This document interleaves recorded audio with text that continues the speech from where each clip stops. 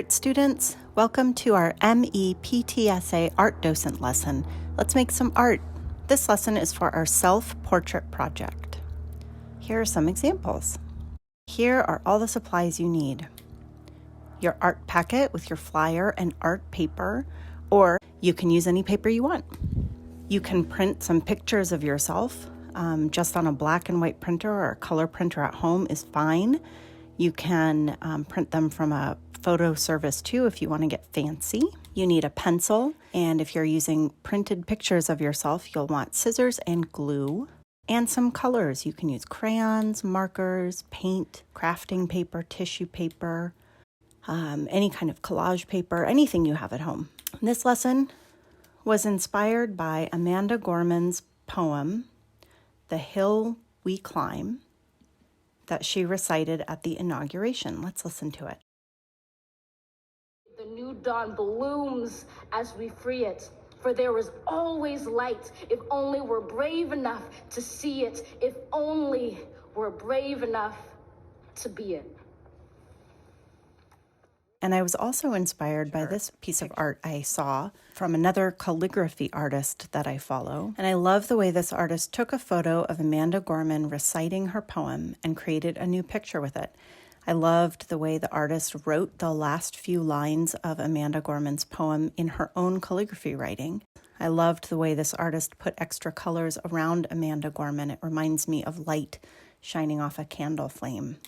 So here's how we're going to make some art inspired by Amanda Gorman's poem and that beautiful art from Calligraphy Nerd. All right, step 1. Let's draw a border 1 inch away from each edge of our paper. You can trace from the flyer or use a ruler and just measure 1 inch away. This will help us keep all the important things in the middle of our paper. And if we send our art back to original artworks, they can make some really neat stuff with it. And if they have to trim the edges, we won't lose any of the most important parts of our artwork. Step 2, we're going to put our subject into our picture. If you're using pictures of yourself, you want to cut out your photos. So grab your scissors. You don't have to cut right on the lines. You can cut a little ways around your paper, your picture. That looks just great also. Ta-da! And you can use your subjects just like this, just your regular paper or your photograph. Or you can put your subject onto another piece of paper. Let's leave some extra space around the edges of your subject. And you can trace around your subject and cut out your shape, or you can glue your subject right on the paper and just cut around the edges, like that. Think about where you want to put your subject. Test out your subject yourself in a few different spots. You can think about the rule of thirds. If you separate your paper into 3 columns from left to right and 3 rows from top to bottom, the rule of thirds tells us that if we put our subject off to one side in one of the 1/3 instead of right in the middle of our paper, it can look more interesting. So these red circles show us kind of the most interesting spots where we can put our subject. Here's another example. Here's our subject, and there's the rule of thirds. Here's what it looks like if we put our subject in the middle of the paper, and here's what it looks like with our subject over on the other third, the right-hand third. When you decide where you want to put your subject, you can use your pencil to trace around your subject so you have an underdrawing. And now you can think about the rest of your picture. Think about using the shapes of your hands in your artwork. Your hands can be wings, or your hands can be speech bubbles, or your hands can be light, rays of light, or your hands can be the ground that you're standing on. You can trace your hands right onto your paper, or you can trace your hands onto another piece of paper and cut those out. You can have someone help you trace, or you can trace by yourself. Once you decide where you want to put your subject, you can start to think about color. We could talk about color all day long. There's so much to learn, but I'll just give you a few little tips. We know that there are primary colors, red, yellow, and blue, and if you mix those together, you get secondary colors. So red plus yellow equals orange, and red plus blue equals purple, and blue plus yellow equals green. And then you can mix those together in different amounts to get the tertiary or third level of colors. And there's warm colors, the colors like red and orange and yellow, like fire and sunshine. And there's cool colors like cool green, blue, purple, like cool grass and cool water. And we can use these colors in different ways.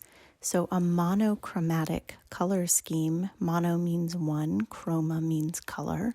So a monochromatic color scheme uses just one color, shades of one color. Analogous color schemes use colors that are next to each other. Complementary color schemes use colors that are across from each other on the color wheel. So red and green, blue and orange, yellow and purple. A triad is 3 different colors. Split complementary is 2 colors, like analogous colors next to each other, and then 2 analogous colors across. And then here on the right side of the slide here are a couple of different analogous color schemes. So yellow and green are next to each other, yellow and orange, orange and red, red and purple, green and blue, blue and purple. So you can think about what colors you love, what colors are special to you, your favorite colors, and what colors look good with the colors that you love. Colors across the color wheel, the complementary colors, or colors right next to your favorite colors. Think about different shades, bright shades, and pastel, pale shades mixed with white. And think about how you want to put your colors in. Do you want to make a sky and a ground, or abstract colors, rays of light, ideas in your head? You can use colors in so many different ways. You can outline your subject with colors like the inspiration art.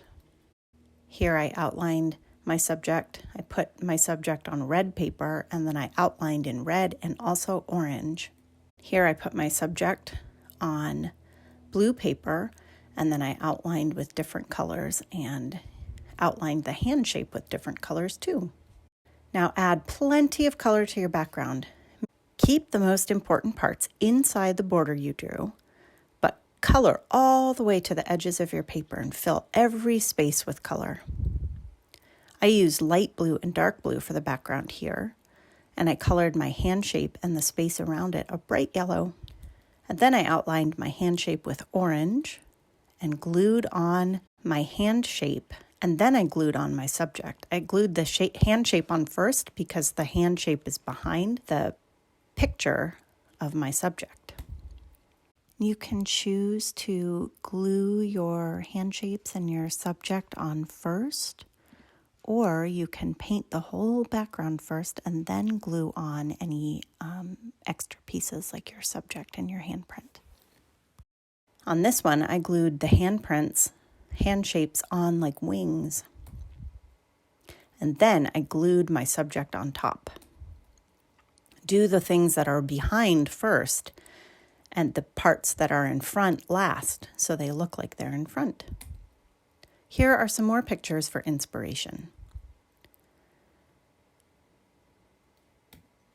Think about adding words to your picture, like the inspiration art.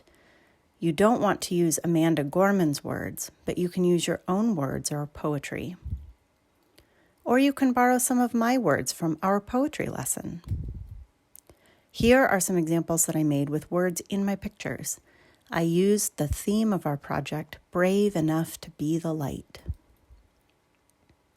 I used regular Crayola markers to make my letters.